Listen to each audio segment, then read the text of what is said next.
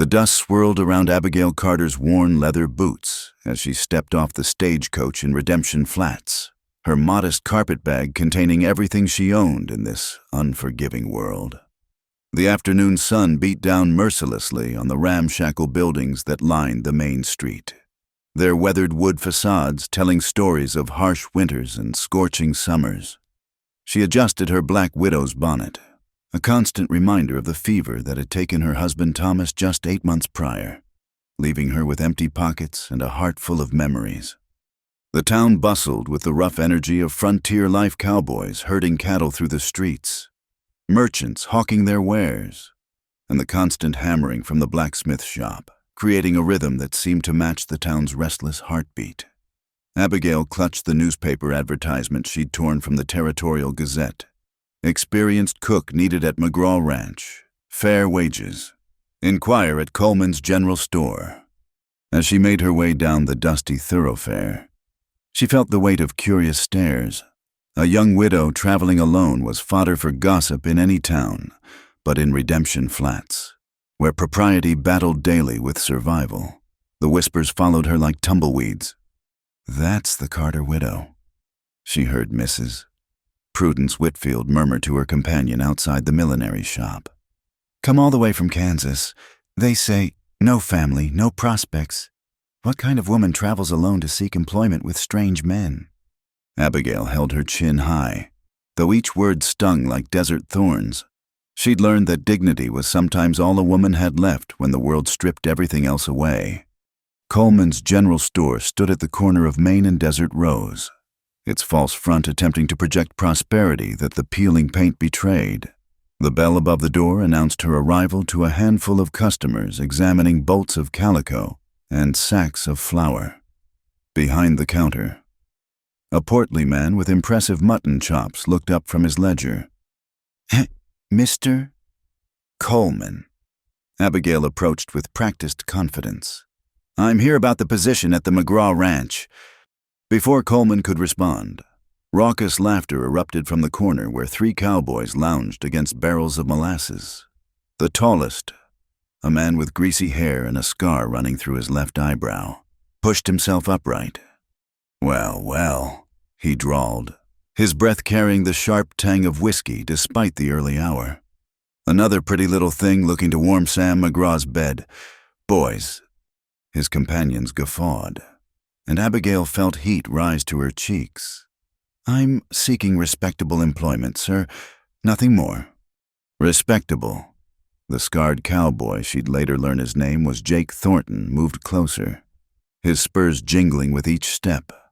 "Ain't nothing respectable about a woman living out on that lonesome ranch with a bunch of men, unless you're planning on cooking more than beans and biscuits, if you catch my meaning." "That's enough, Thornton." The voice cut through the store like a bullwhip crack. All heads turned toward the doorway where a man stood silhouetted against the blazing afternoon light. As he stepped inside, Abigail took in his measure tall and broad-shouldered, with sun-weathered features that spoke of countless days under the western sky.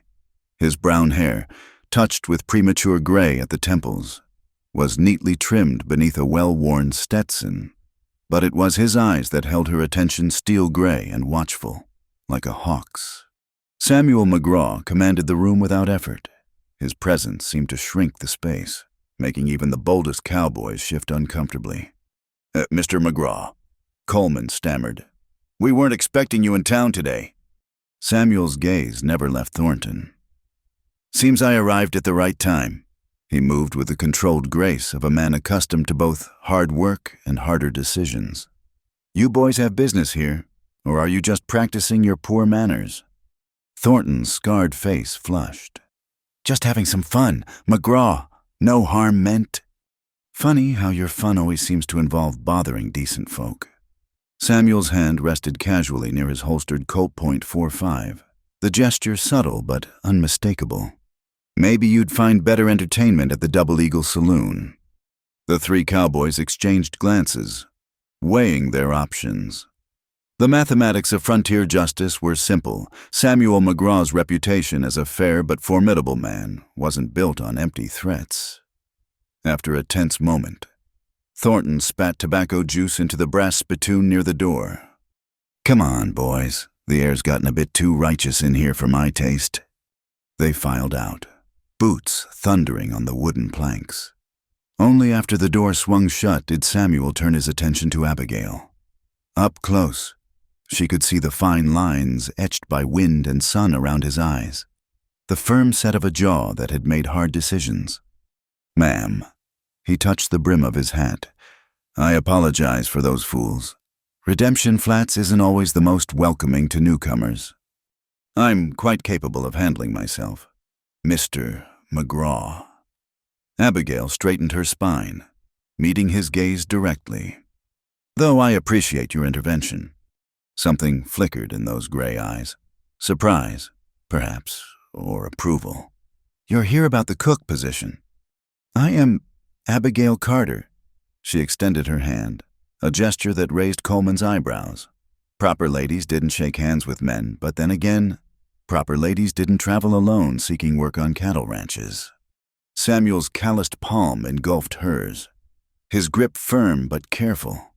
"The job's still open. Can you cook for 20 hungry cowboys who'd eat their own boots if you seasoned them right?"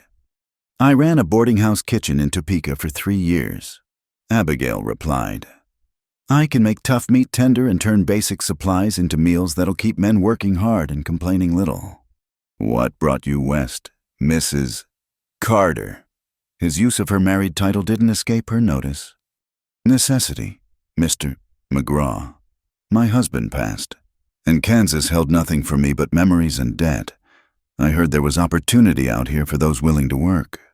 Samuel studied her for a long moment. She wondered what he saw: a desperate widow, perhaps, or another Eastern woman who'd wilt under the harsh Western sun.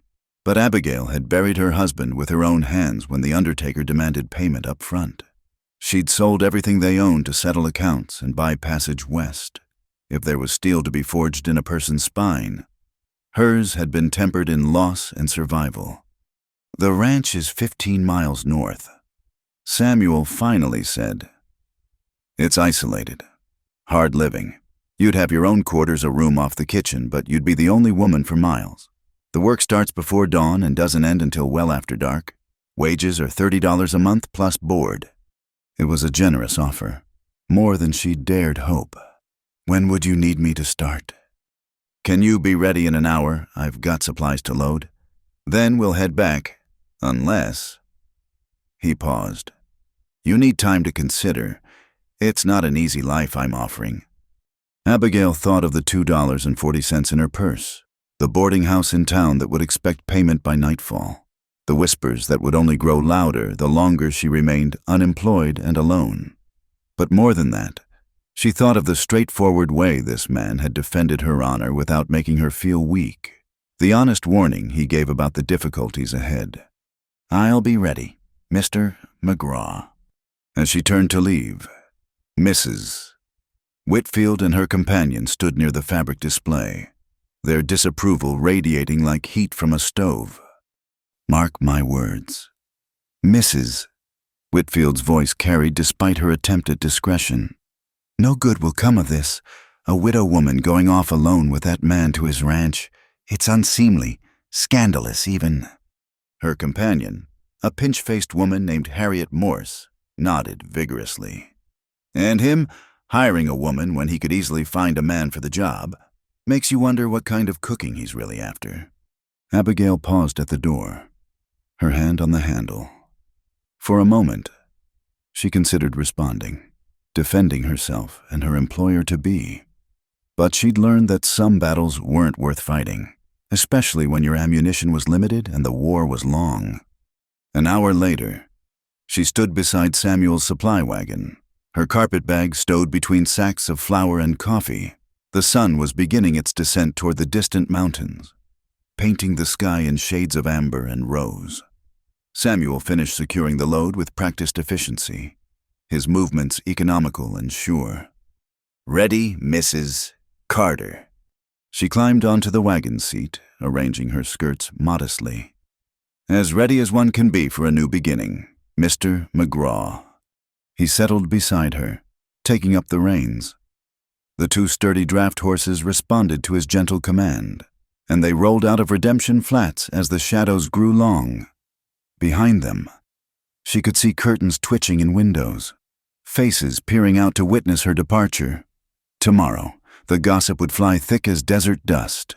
But tomorrow, she'd be 15 miles away, earning honest wages in a kitchen that needed her skills. As they passed the last building, a sagging saloon with painted ladies lounging on the balcony, Samuel spoke without turning. "Those women back there, their talk doesn't bother you."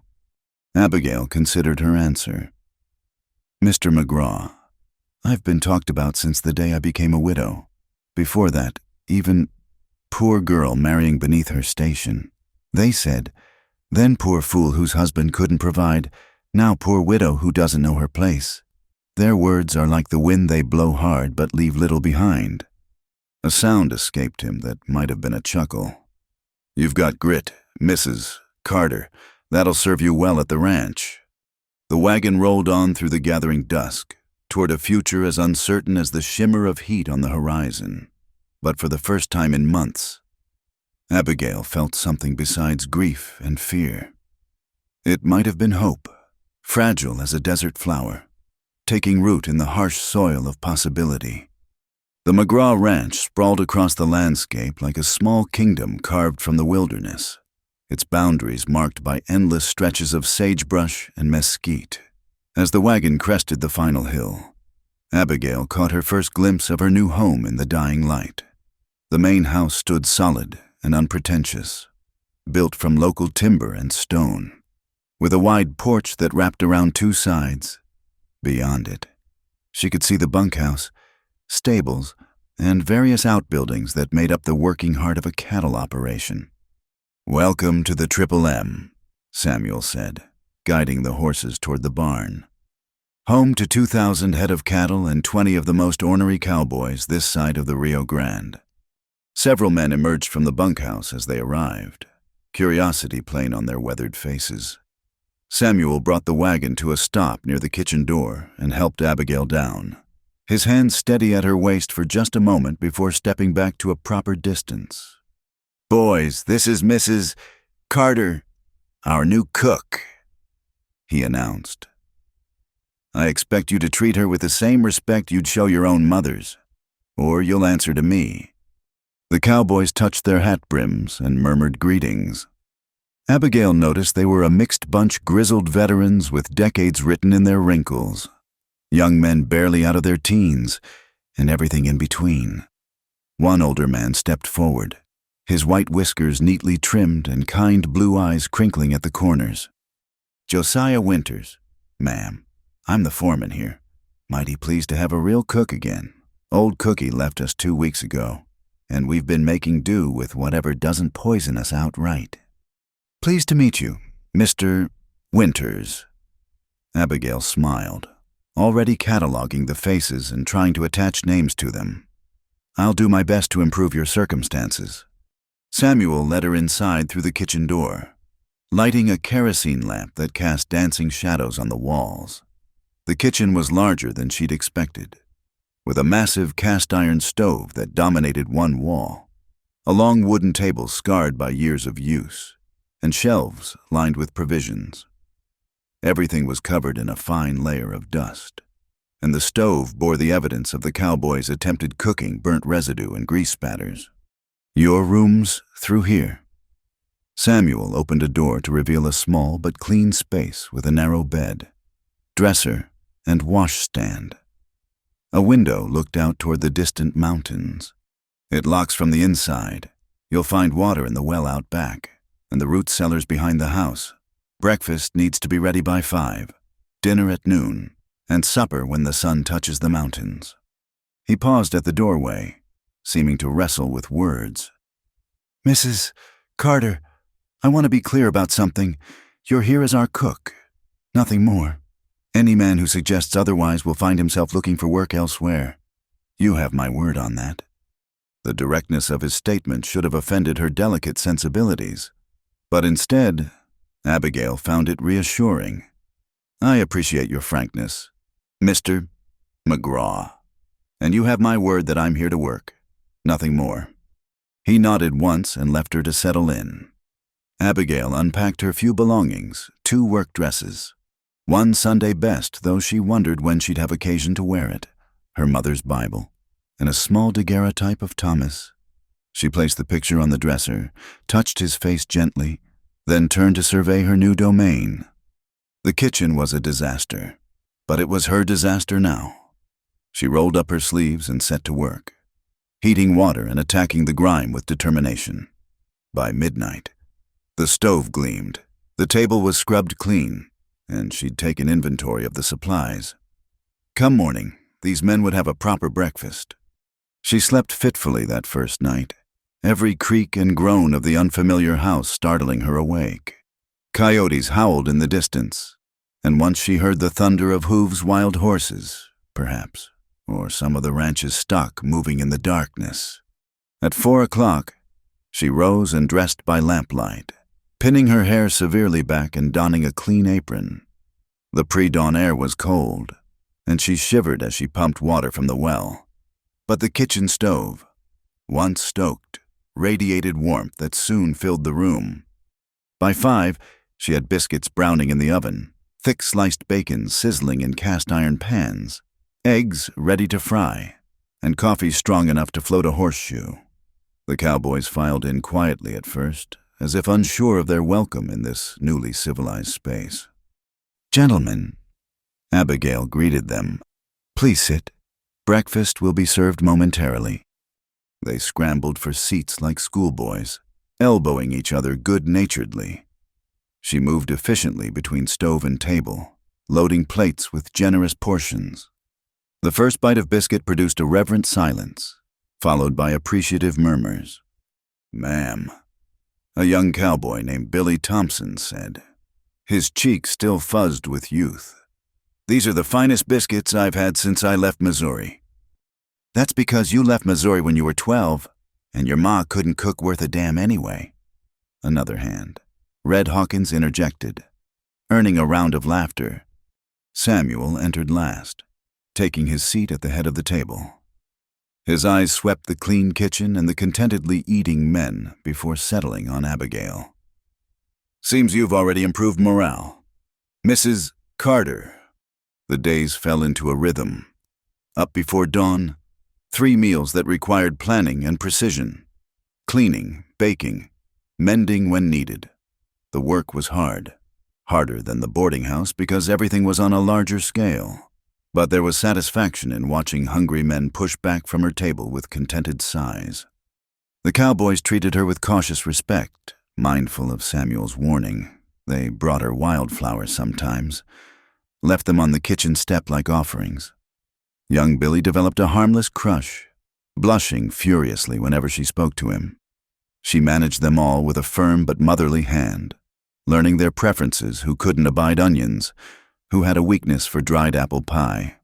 Samuel kept his distance, speaking to her only about household matters, but she noticed things. How he always waited until the men were served before eating.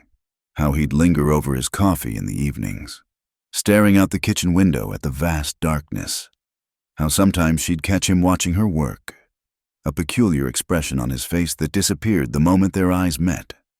2 weeks into her employment, she discovered why Cookie had really left. She was kneading bread when raised voices carried from the front of the house. Through the window, she saw Samuel facing down a well-dressed man flanked by 2 armed riders. "You can't run this ranch forever with borrowed money, McGraw," the man was saying. "The bank's patience isn't infinite. You'll get your payment when I sell the herd in Dodge Dolores for Morrison, same as every year. Cattle prices are falling. What if your herd doesn't bring enough? I could help. Sell me the water rights to Cooper's Creek, and I'll ensure the bank extends your loan." Samuel's stance turned dangerous. "That creek water's half my grazing land. Without it, the ranch dies." "Better to lose half than all of it." Morrison smiled thinly. "Think about it, McGraw. My offer won't stand forever." After they left, Samuel stood on the porch for a long time, his shoulders rigid with tension. Abigail brought him coffee without being asked, setting it on the porch rail beside him. "Thank you," he said quietly, After a moment, he added, "I suppose you heard all that." "The windows were open," she replied simply. "Morrison owns the spread to the south. He's been after my water rights for years. Knows I'm leveraged from expanding the herd." He took a sip of coffee. "Cookie left because he didn't think I could make payroll much longer." Abigail digested this information. "Will you make payroll?" A ghost of a smile touched his lips. "If I can get the herd to Dodge and the prices hold, yes. If not—" He shrugged, the gesture speaking volumes. That evening, she served a special dinner pot roast she'd been saving, fresh bread and a molasses cake that had the cowboys groaning with pleasure. Samuel said nothing, but she caught the grateful look in his eyes. Late that night, unable to sleep, she stepped onto the kitchen porch for air. The stars blazed overhead with an intensity impossible in the city, and the silence was profound. She didn't hear Samuel approach until he spoke. "Can't sleep," she startled, hand to her throat. "You move like a ghost. Mr. McGraw." "Sorry, habit from the war." He leaned against the porch post, a shadow among shadows. "I do that too sometimes. Come out here to think. What do you think about—" He was quiet so long she thought he wouldn't answer. "The past, the future, whether I'm holding on to something that's already lost." He paused. "My wife loved this view. Said the stars were God's promises that tomorrow would come." It was the first time he'd mentioned a wife. Abigail waited, understanding the weight of untold stories. "Lost her and our daughter to scarlet fever 6 years ago. Threw myself into the ranch after that. It's all I had left of the dream we built together." "I'm sorry," Abigail said softly, knowing how inadequate the words were. "Some nights I stand here and wonder if I'm a fool, fighting so hard to keep something that won't bring them back." The pain in his voice called to something in her own grief. "My husband used to say that land holds memories better than anything else. Maybe you're not trying to bring them back. Maybe you're just keeping faith with what you built together." He turned to look at her then, moonlight silvering his features. "Cookie never understood that. Most don't." "Well," Abigail said, wrapping her shawl tighter against the night chill, "I'm not Cookie, and I don't scare easily, Mr. McGraw." Something shifted in the air between them, subtle as a change in wind direction. "No," he said quietly. "I don't believe you do." They stood in companionable silence, two souls marked by loss, finding an unexpected moment of understanding beneath the vast western sky. Finally, Abigail bid him good night and returned to her room, but sleep came easier now, and she dreamed not of the husband she'd buried, but of stars that made promises and a man who stood alone against the darkness, refusing to let go of hope. The accident happened on a blazing afternoon 3 weeks into Abigail's employment. She was hanging laundry when she heard the commotion shouts, the thunder of hooves, and then a sickening thud. Racing around the corner of the house, she found chaos in the corral. A young cowboy lay crumpled in the dust while a wild-eyed Mustang circled, still bucking and snorting. "It's Tommy!" Billy Thompson cried, his face white beneath his tan. "That bronc threw him hard." Thomas "Tommy" Rodriguez, barely 18 and proud as any young man trying to prove himself, lay unconscious with blood seeping from a gash on his forehead. The other cowboy stood frozen, unsure how to help without spooking the horse further. Without thinking, Abigail grabbed a feed bucket and began shaking it, the familiar rattle of oats catching the Mustang's attention. "Easy now," she crooned, moving slowly but deliberately. "That's a good boy. You're just scared, aren't you?" "Mrs. Carter, get back," Josiah Winters warned, but she kept moving, keeping herself between the agitated horse and the injured boy. The Mustang's ears flicked forward, nostrils flaring as it caught the scent of grain. Step by careful step, Abigail led it away from Tommy, finally getting close enough to grab the dangling lead rope. She handed it off to Red Hawkins, then rushed to the fallen cowboy. Get him to the house, she ordered, her boarding house experience taking over. Gently now. Billy, run for clean water and my sewing kit. Mr. Winters, send someone for the doctor in town. Doc's gone to Fort Sutter, someone said. Won't be back for days. Abigail's jaw set. Then we'll manage ourselves. Move. They carried Tommy to the kitchen table, and Abigail went to work. She cleaned the head wound, fingers gentle but sure as she assessed the damage. The boy moaned, eyelids fluttering. Lie still, she murmured. You've had a knock, but you'll be all right. Samuel burst through the door, having heard the commotion from the far pasture. He took in the scene-bloodied cloths. Abigail bent over Tommy with needle and thread, the cowboys hovering anxiously. How bad? Concussion, certainly. This gash needs stitching. He's lucky it wasn't worse. Abigail didn't look up from her work, making small, precise stitches. Someone needs to watch him tonight. Make sure he wakes every few hours. I'll do it. Billy volunteered immediately. Tommy's eyes opened fully, focusing with difficulty on Abigail's face. Did I break him? She smiled. You didn't break anything except maybe your pride. That Mustang's fine, and you will be too. You got him away from me? Mrs.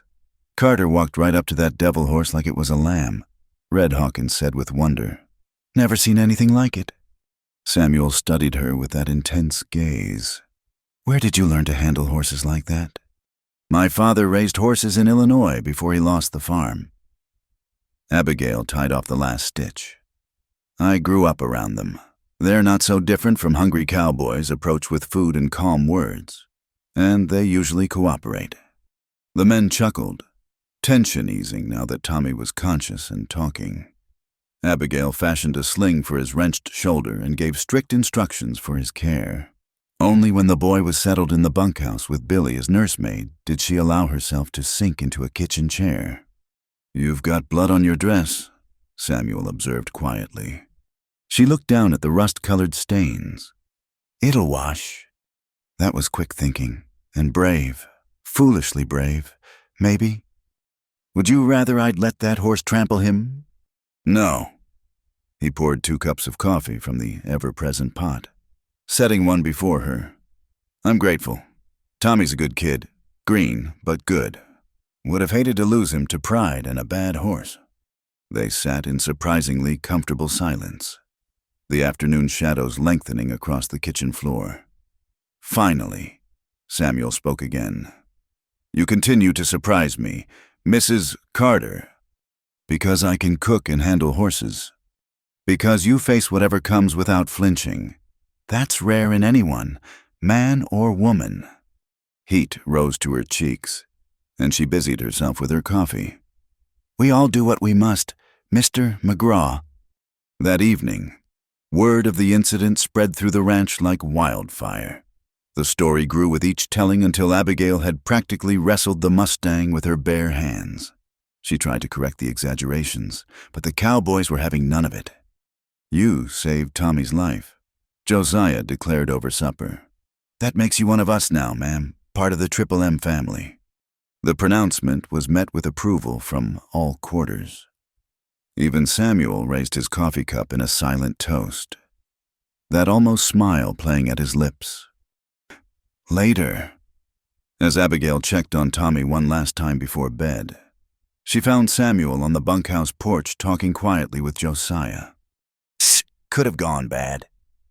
The foreman was saying, Real bad. That woman's got sand. Boss. Yes, Samuel replied, his voice carrying clearly in the still night air. She does. 2 nights later, they gathered around the campfire for Josiah's birthday. Someone had brought out a fiddle, and the night filled with music and laughter. Abigail had made a cake despite the challenge of the temperamental oven, and the cowboys treated it like gold. Dance with us, Mrs. Carter, Billy called, emboldened by birthday whiskey. I couldn't, she protested, but they persisted. And finally, Red Hawkins, with courtly manners that belied his rough exterior, led her in a simple reel. One by one, the cowboys took turns, careful to maintain proper distance, their respect evident in every gesture. The music was lively, the stars brilliant overhead, and for a moment the hardships of ranch life faded away. "My turn." Samuel's voice cut through the music. The fiddler started a slower tune, and suddenly the air felt charged. He held out his hand, and after a heartbeat's hesitation, she took it. They moved together with surprising ease, his hand warm and steady at her waist, maintaining perfectly proper distance, yet somehow making every nerve in her body aware of his presence. "You dance well," she managed, trying to ignore the way the other cowboys had gone suspiciously quiet. "My wife insisted I learn. Said a man who couldn't dance was only half civilized." His voice held remembered warmth rather than pain. "Haven't had much cause to practice lately." They turned slowly under the stars, and Abigail was acutely aware of everything: the calluses on his palm, the scent of leather and soap, the way he moved with the same controlled grace he brought to everything else. "The men," she said softly. "They'll talk." "Let them. They know better than to disrespect you." His gray eyes held hers. "Unless you're uncomfortable." She should have been. Every rule of proper behavior demanded she step away, make some excuse. Instead, she said, "No, I'm not uncomfortable." The dance ended too soon, and not soon enough. Samuel released her with a formal bow, and she returned to her seat by the fire, aware that something fundamental had shifted. The cowboys resumed their revelry, but she caught the knowing looks, the whispered exchanges. The next morning, she found a small bouquet of desert roses on the kitchen step. No note, but she knew. She placed them in a mason jar on the windowsill, where they caught the morning light like a promise. Work continued, but now there were moments of brush of hands when she served coffee, a shared glance across the supper table, conversations on the porch that stretched longer each night. They talked about everything and nothing: the ranch, the weather, books they'd read, places they'd seen. Never about the growing tension between them, the way the very air seemed to hum when they were alone. One evening, as she mended shirts by lamplight, Samuel appeared in the kitchen doorway. "There's something I want to show you," he said, "if you can spare a moment." Curious, she followed him outside. The sun was setting, painting the sky in shades of rose and gold. He led her to a small rise behind the house where a lone cottonwood tree stood, its leaves whispering secrets to the wind. "This is where they're buried," he said simply. "Margaret and little Sarah." 2 wooden crosses marked the graves, carefully tended with desert flowers growing around them. Abigail felt the weight of his trust in showing her this sacred place. "Tell me about them," she said softly. He did, words coming slowly at first, then flowing like water too long dammed. Margaret's laugh, Sarah's first steps, the dreams they'd shared of building something lasting in this wild land. Abigail listened, understanding that this sharing was a gift beyond price. "I thought I'd never feel anything again," he admitted as full dark settled around them. "Thought I'd turn to stone inside, but lately—" He turned to face her, and what she saw in his eyes made her heart race. "Lately, I remember what it feels like to be alive." "Samuel?" she breathed, his given name strange and sweet on her lips. "I know," he said roughly. "I know all the reasons this is foolish. You work for me. People already whisper. You deserve better than a broke rancher fighting to hold on to dust and dreams." "And you think I'm such a prize?" she asked with a shaky laugh. "A widow with empty pockets and a reputation for impropriety." "You're worth 10 of any woman I've known," he said fiercely. "But I won't. I can't offer you anything certain. The ranch might fail. Morrison might win. I might lose everything." Abigail stepped closer, close enough to feel the warmth radiating from his body. "I've already lost everything once. I survived. We're not children. Samuel, We know how fragile life is, how quickly it can change. Isn't that more reason to grab whatever happiness we can find? His hand came up to cup her cheek, thumb brushing across her cheekbone with infinite tenderness. You make me want to believe in tomorrow again, he whispered. The moment stretched between them, fragile and perfect. Then the sound of approaching horses shattered the spell. Samuel stepped back, hand dropping to his gun as riders appeared in the distance. It's Josiah, he said, tension in every line of his body. Something's wrong. The foreman rode hard, dust billowing in his wake. Boss, we got trouble. Morrison's men cut the fence along Cooper's Creek. Cattle scattered hell to breakfast. And that's not the worst of it. What else? Samuel's voice was deadly calm. They left a message. Said next time it won't be fences they cut. In the lamplight spilling from the kitchen window, Abigail saw Samuel's face harden into stone. The man who'd held her so gently moments before, transformed into something dangerous. A reminder that the West demanded both tenderness and steel from those who would survive it. Round up the boys, he ordered. We ride at first light to gather the herd. As the men dispersed to prepare, Samuel turned back to Abigail. This is what I meant. Morrison won't stop until he breaks me or I break him. This isn't the life you deserve. She lifted her chin, spine straight as a rifle barrel. I've told you before, Mr. McGraw, I don't scare easily. Your fight is mine now, whether you like it or not. Something fierce and protective flashed in his eyes. You stubborn woman, he said, but the words sounded like an endearment. Lock your door tonight, and keep the shotgun handy. As she watched him stride away to prepare for battle, Abigail touched her cheek where his hand had been. Tomorrow would bring new challenges, but tonight she held on to the memory of starlight and promises, of a man learning to hope again and a woman refusing to let fear dictate her choices. The West demanded courage from all who called it home, and she'd found hers at last not in facing down wild horses or bitter gossip, but in daring to reach for love in a land that specialized in taking it away. The news traveled faster than a prairie fire. Within 2 days of Morrison's fence cutting, all of Redemption Flats buzzed with gossip about the escalating conflict between the two ranches and about the widow woman at the center of it all. Abigail discovered just how virulent the talk had become when she accompanied Josiah to town for supplies. The moment their wagon rolled down Main Street, conversations stopped mid-sentence, faces turned to stare, and whispers followed in their wake like tumbleweeds. At Coleman's general store, Mrs. Prudence Whitfield stood with her circle of companions near the fabric display. She made no effort to lower her voice as Abigail entered. Mark my words. This violence between the ranches started right after she arrived. Mrs. Whitfield proclaimed. A decent woman would have seen the impropriety of her situation and found other employment. But no, she remains out there, unchaperoned, inflaming passions and causing discord. Her companion, Harriet Morse, nodded eagerly.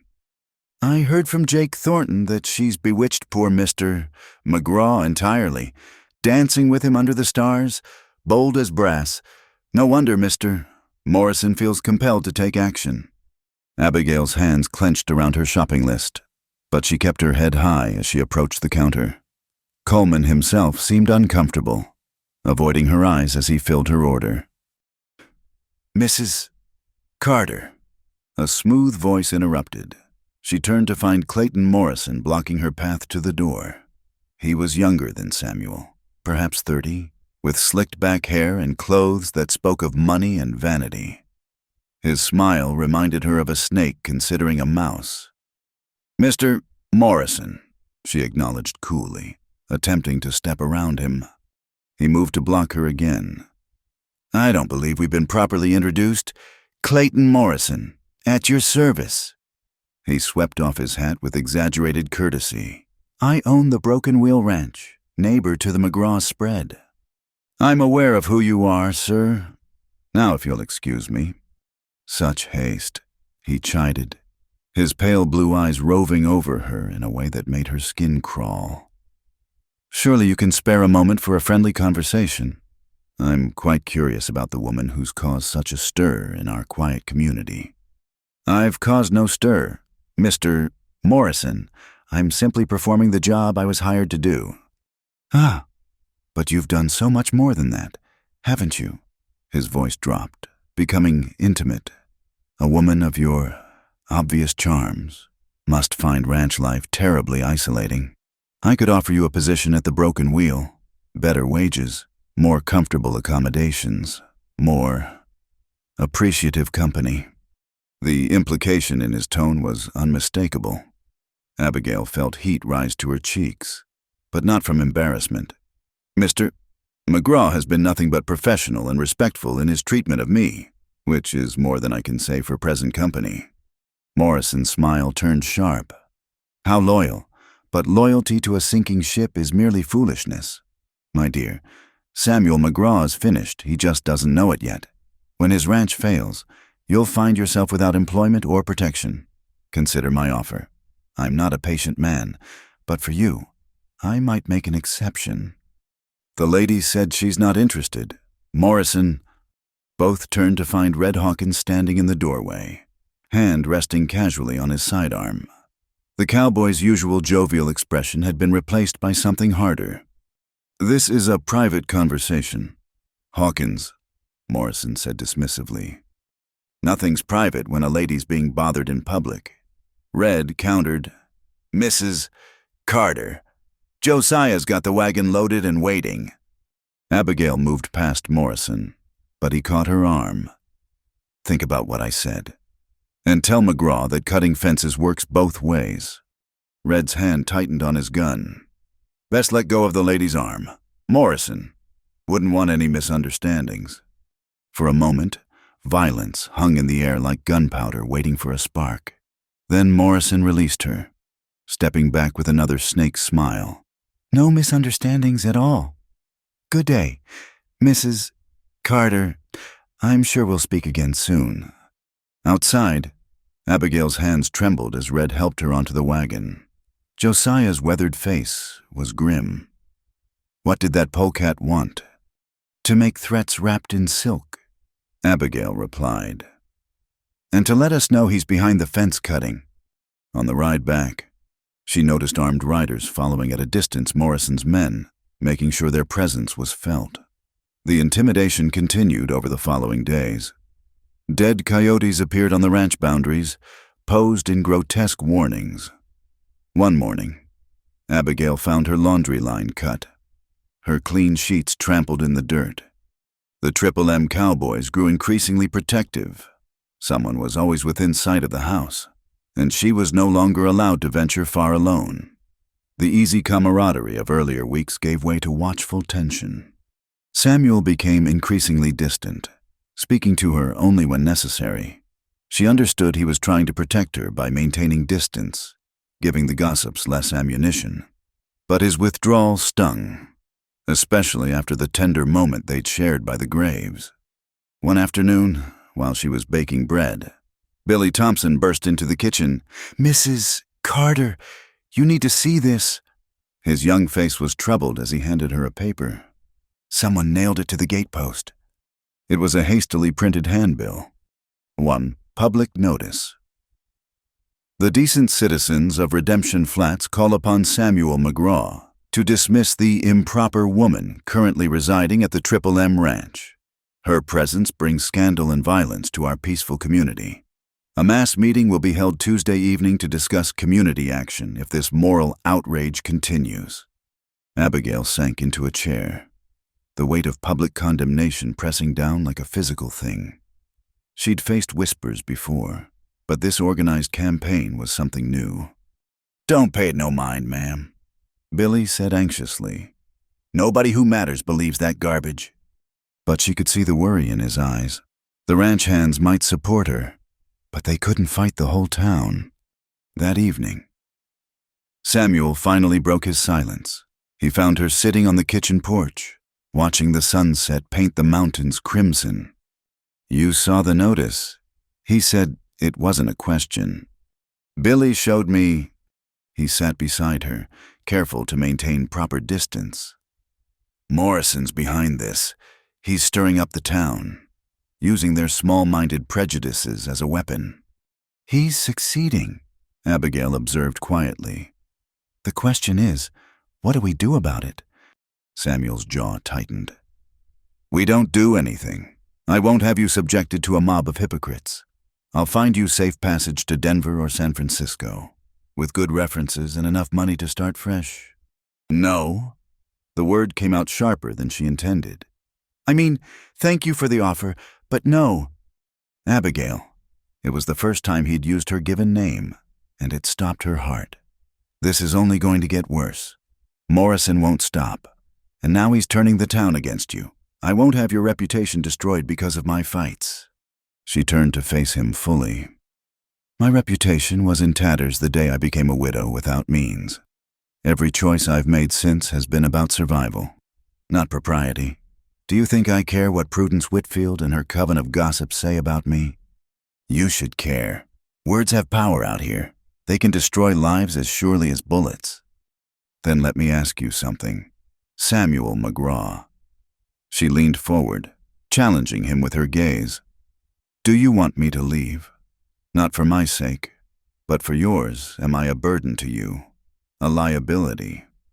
His control finally cracked. You're a torment, he burst out, then immediately tried to pull back. I didn't mean... Yes, you did, so say it. All of it. He stood abruptly, pacing to the porch rail. You want the truth? Fine.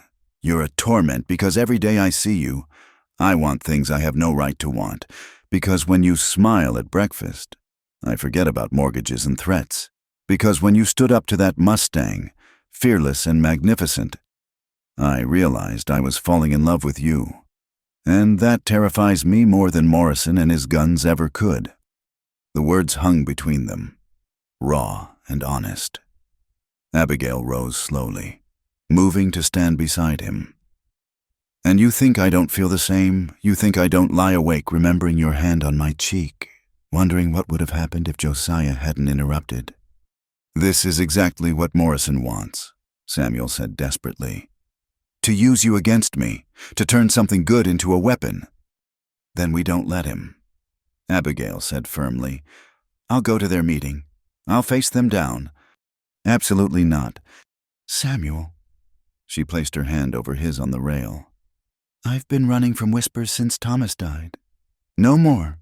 If they want to make me the villain in their small-minded morality play, I'll give them a performance they won't forget. He turned his hand palm up, interlacing their fingers. You impossible woman! You know this could end badly. Everything could end badly. That's what makes the good moments precious. She squeezed his hand. I'm not leaving, Samuel. Not unless you truly want me gone. Want you gone? He laughed, short and bitter. I want you to stay forever. I want to wake up knowing you're here. I want... He stopped himself. But wanting and having are different things. Only if we let them be. He pulled her against him then. Propriety be damned. She came willingly, her head fitting perfectly beneath his chin. They stood that way as stars emerged overhead, holding each other like shipwrecked survivors clinging to the same piece of driftwood. Tuesday night, he said finally. We'll face them together. Together, she agreed. But Monday brought a new escalation. Abigail was drawing water from the well when she heard horses approaching fast. 3 riders thundered into the ranch yard, Morrison's men, led by the scarred Jake Thornton from the general store. Well, well, Thornton drawled, not dismounting. The infamous Widow Carter. Morrison sends his regards. Samuel and several cowboys emerged from the barn, weapons visible but not drawn.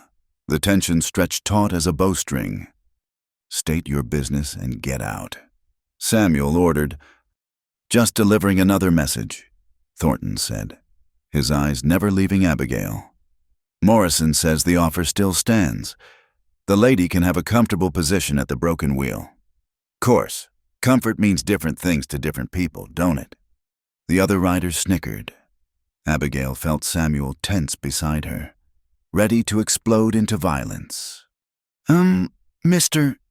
Thornton, she said clearly, stepping forward before anyone could reach for a gun. Please tell Mr. Morrison that I'm quite comfortable where I am, and if he continues to send messengers to harass me, I'll be forced to demonstrate just how well my late husband taught me to shoot.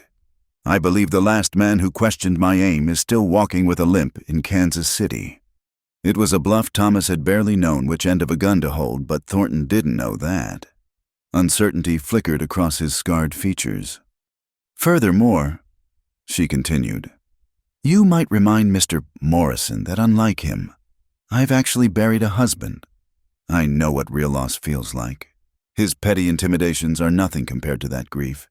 He'll have to do better if he hopes to frighten me off. Thornton shifted uncomfortably in his saddle. This wasn't the reaction he'd expected. You've got a mighty sharp tongue, woman, and an excellent memory for faces. Abigail smiled sweetly. I'm sure Sheriff Daniels would be interested to know who's been leaving dead animals on our property. Trespassing is still a crime, isn't it, Mr. McGraw? Indeed it is, Samuel confirmed, his voice carrying deadly promise. As is harassment of women. Your minute's up. Thornton. The three riders exchanged glances, then wheeled their horses around. As they galloped off, Thornton called back, This ain't over Tuesday night. The whole town's gonna see what you really are. As the dust settled, Samuel turned to Abigail with something like awe. A limp in Kansas City. A lady must have some secrets, she replied, though her knees felt weak now that the danger had passed. He caught her as she swayed, steadying her with gentle hands. You magnificent, reckless woman, he murmured. Remind me never to make you angry. Despite everything, she laughed. I make no promises, Mr. McGraw. The cowboys dispersed, but not before she caught their admiring glances. Red Hawkins tipped his hat with a grin. Ma'am, you sure you weren't a gunfighter in another life? That night, as Abigail prepared for the confrontation to come, she thought about the strange turns life could take. She'd come west seeking simple employment, a quiet place to grieve and rebuild. Instead, she'd found herself at the center of a range war, falling in love with a man as stubborn as the land itself, preparing to face down an entire town's judgment. Thomas would have been appalled at the scandal, but Thomas had been a gentle soul, content with small dreams. The West demanded more courage, defiance, the willingness to plant your feet and fight for what you believed in. Tomorrow night would bring the town's verdict, but tonight she had work to do. Men to feed, and a ranch to help save. The rest would come as it would, and she'd meet it with her head high and her aim true metaphorically speaking. Of course. The storm struck without warning on Tuesday afternoon, just hours before the town meeting. Dark clouds rolled in from the mountains like an advancing army, bringing sheets of rain that turned the ranch yard into a muddy lake and made the roads to town nearly impassable. Abigail stood at the kitchen window, watching the deluge with mixed feelings. Part of her hoped it would prevent the meeting entirely, but she knew better. The righteous indignation of Redemption Flats wouldn't be deterred by mere weather. Maybe this is a sign, Samuel said from the doorway, water still dripping from his slicker. We don't have to go. Let them hold their meeting without us. And let them paint me as a coward as well as a scarlet woman. Abigail shook her head. No, we go as planned. Thunder crashed overhead, rattling the windows. In the flash of lightning that followed, she saw his face clearly, the worry lines deeper than usual, the protective anger simmering just below the surface. Come inside, she said softly. You're soaked through. He entered the kitchen, hanging his slicker on the peg by the door. She poured hot coffee, their fingers brushing as she handed him the cup. Such a simple touch, yet it sent warmth spreading through her chest. The boys are securing everything they can, he reported. This storm's going to be a bad one. Already lost part of the barn roof. They stood close together, listening to the rain hammer against the walls. The kitchen felt like a sanctuary, warm and lamplit against the violence outside. Without conscious thought, Abigail found herself leaning into Samuel's solid presence. "I keep thinking about that night," she admitted quietly. "When you told me about Margaret and Sarah, you've rebuilt your life once after losing everything. Could you do it again?" His arm came around her shoulders, pulling her against his side. "Are you asking if I'd start over if I lost the ranch? I'm asking if you'd start over with me, if we went somewhere new, where nobody knew our histories. Would that be so terrible?" He was quiet for a long moment, his heartbeat steady beneath her ear. "6 months ago, I would have said leaving this place would kill me. It's all I had left of them. But now," his voice roughened, "now I think home might be wherever you are." She lifted her head to look at him, and what she saw in his eyes stopped her breath. "Samuel." The kitchen door burst open, bringing a gust of wind and rain along with Josiah Winters. The foreman pulled up short, taking in their embrace, but his urgency overcame any embarrassment. "Boss, we got bigger problems than the storm. Tommy Rodriguez just rode in from town. Morrison's there, riling up the crowd. He's got them believing Mrs. Carter is some kind of, well, that she's a woman of ill repute who's bewitched you. They're talking about riding out here tonight." Samuel's body went rigid. "In this weather, they've lost their minds. Morrison's playing on their fears," Josiah explained, "saying the storm is God's judgment, that it won't stop until the sin is driven from the valley. You know how folks get when they're scared and someone gives them a target." "How many?" Samuel's voice had gone cold and calculating. "Maybe 30, 40 people, not all of them buying Morrison's poison, but enough.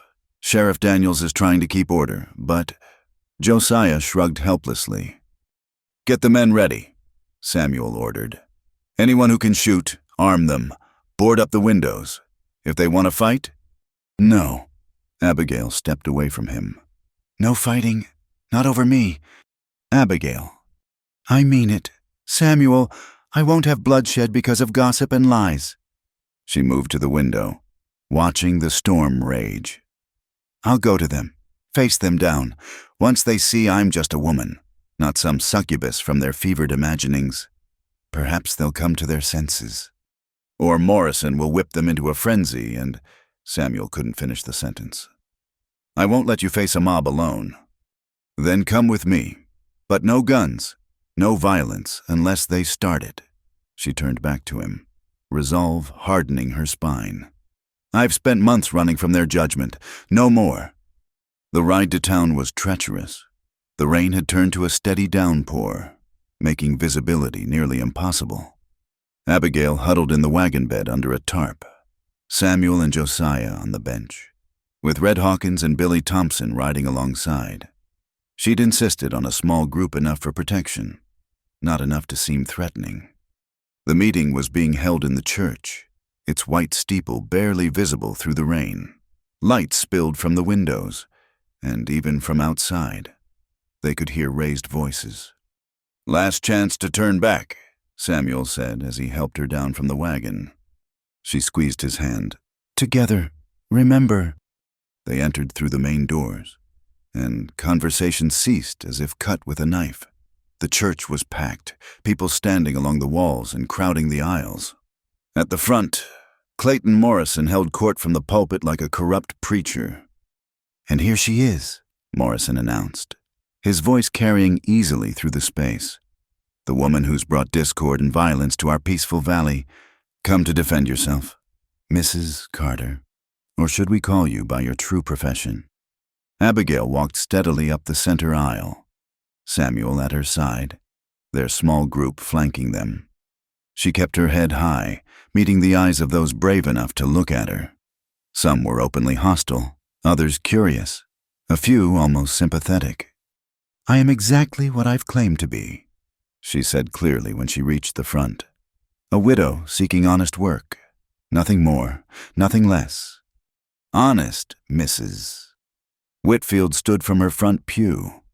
Is it honest for an unmarried woman to live alone with a man to dance with him under the stars, to corrupt the young men who work there with your wanton displays? A murmur of agreement rippled through parts of the crowd.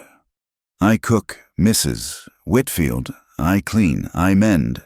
I doctored young Tommy Rodriguez when he was injured. If that constitutes corruption, then your definition differs greatly from mine. Don't play innocent, Morrison interjected smoothly. We all know why McGraw really hired you. A man living alone all those years, suddenly taking in a young widow. The implications are clear. Samuel stepped forward, but Abigail caught his arm. This was her fight. The only thing clear here is your jealousy, Mr. Morrison.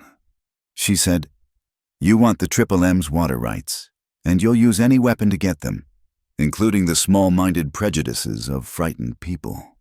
Gasps echoed through the church at her directness. How dare you, Morrison began, but she cut him off. I dare because I have nothing to hide. Yes, I work for Mr. McGraw. Yes, I live at the ranch because that's where the kitchen is. Yes, I've come to admire and respect him as an employer and a man of integrity.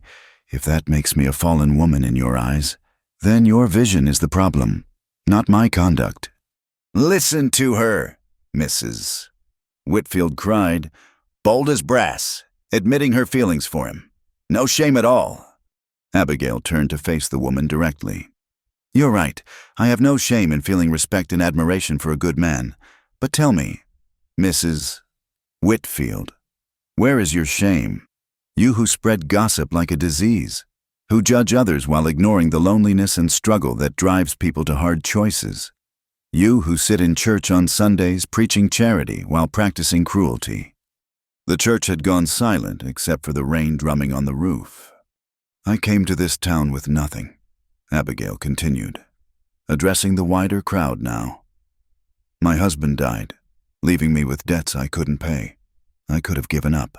I could have accepted the alternative employment that men like Mr. Morrison hint at. Instead, I sought honest work. I've harmed no one.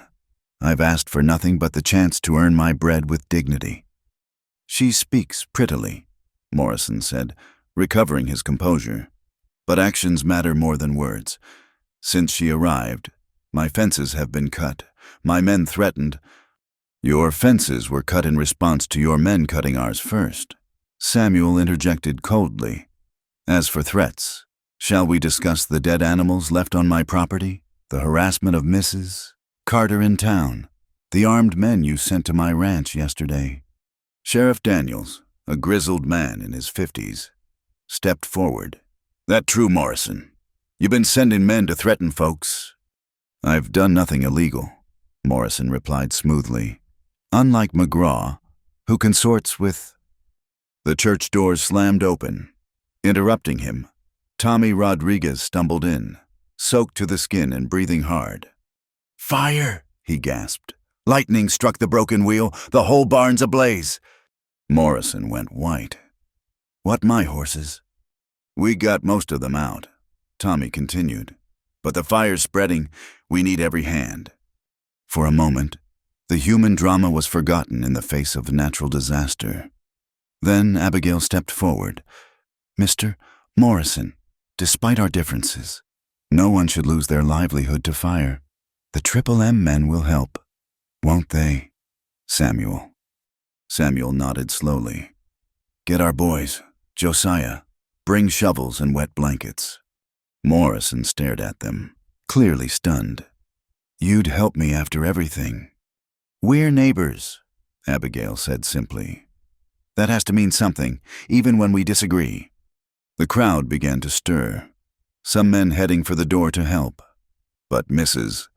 Whitfield wasn't done. This changes nothing. She's still a scandal. Abigail turned back to her, exhaustion suddenly weighing heavy. Then I'll make it simple for you, Mrs. Whitfield, tomorrow. I'll pack my things and leave, not because I've done anything wrong, but because this town's peace matters more than my pride. Is that what you want to drive out a woman whose only crime was accepting employment? Now hold on. A new voice spoke up. It was Eleanor Mason, the banker's wife, rising from her seat in the middle of the church. "I've held my tongue through this whole shameful display, but no more, Mrs. Carter helped my nephew when he broke his arm last month. She's shown nothing but kindness and propriety in all our dealings. If we drive her out based on gossip and suspicion, what kind of Christians are we?" "Eleanor, Mrs.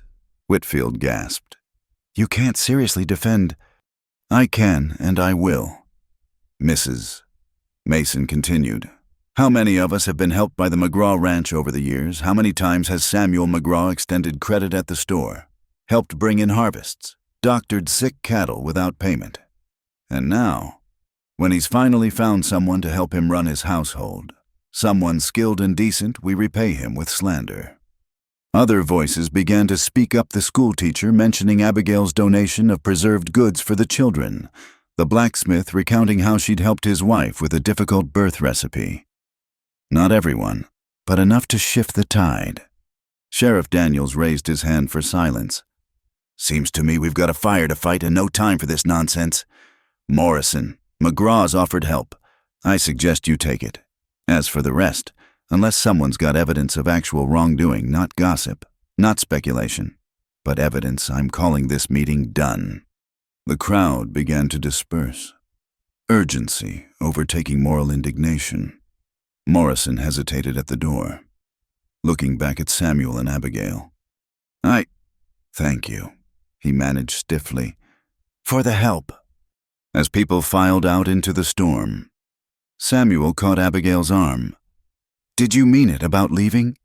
She looked up at him, water from her wet bonnet dripping down her face. "I meant it when I said it, but now—" She glanced around at the nearly empty church. "Now I think maybe I'll stay, if you'll have me." "If I'll have you," he pulled her against him. "Propriety be damned in the sacred space. Woman, I'd fight the whole territory to keep you." "No fighting," she murmured against his chest. "We've had enough of that. But Samuel—" "When this storm passes, when the fires are out and tempers have cooled, we need to talk about the future, about what we are to each other. Because I can't keep pretending that I'm just your cook when my heart knows better." His arms tightened around her. "No more pretending," he agreed. "Whatever comes next, we face it honestly." Outside, the storm was beginning to slacken, the violence of its passing giving way to steady, cleansing rain. They joined the stream of townspeople heading toward the broken wheel, ready to fight fire instead of each other.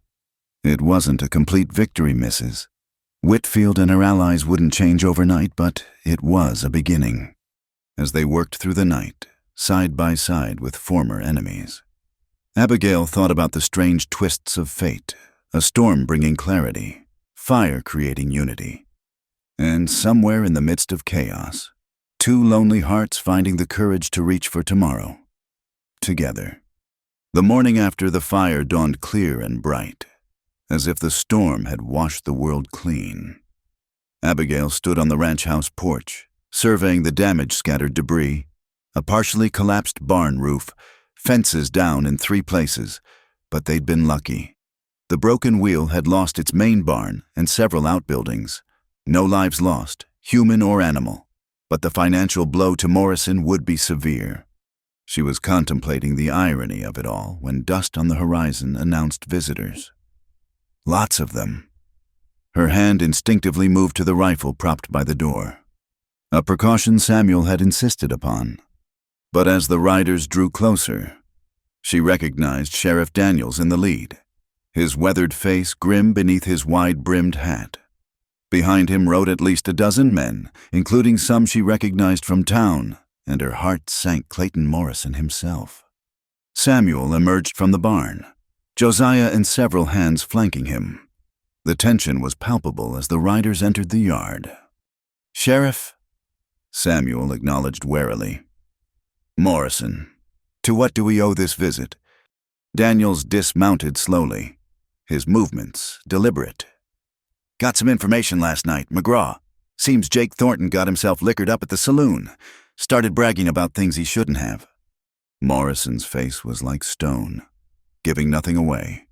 What kind of things? Samuel asked, though his tone suggested he already suspected. The kind that involve cutting fences, leaving dead animals as warnings, and planning something bigger. The sheriff's hand rested on his gun belt. Thornton named names, including who paid him.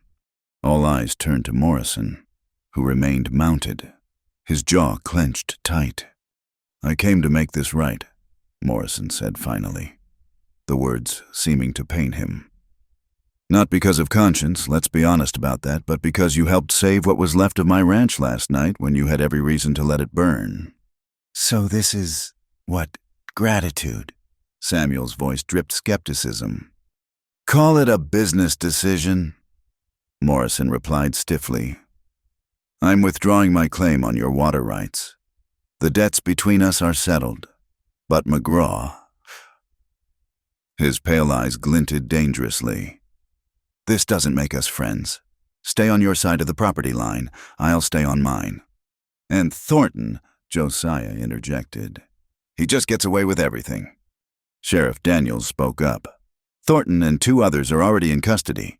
They'll face charges for property destruction and intimidation. As for Mr.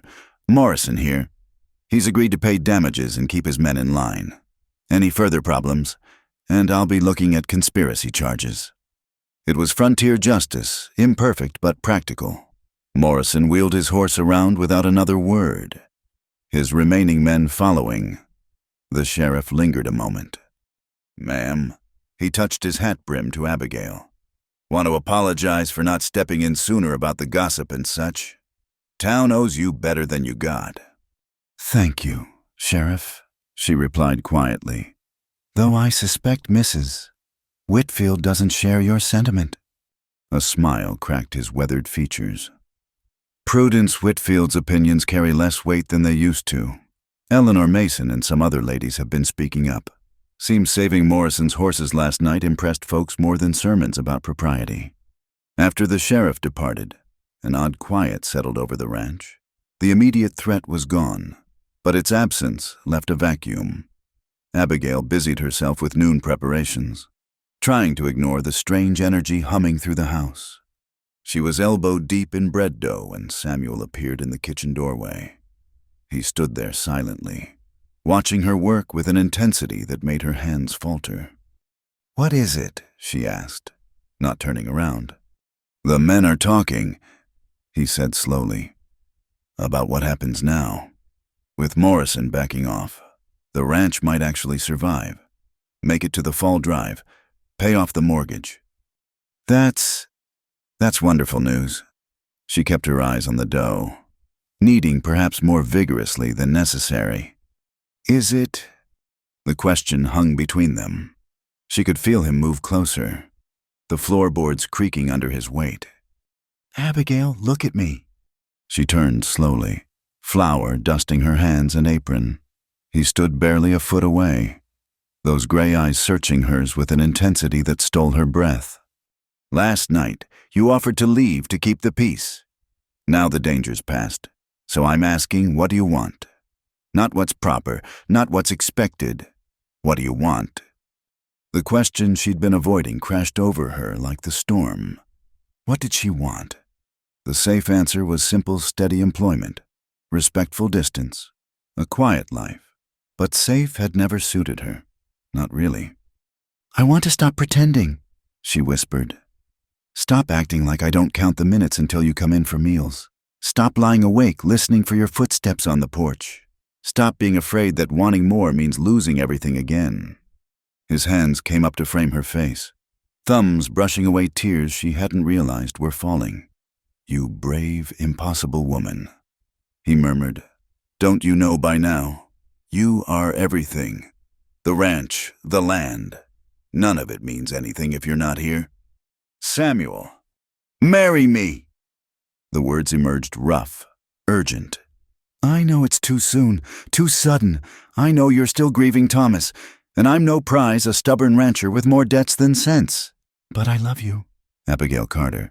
I love your strength and your kindness and the way you make this empty house feel like home again. Marry me." She couldn't speak past the tightness in her throat.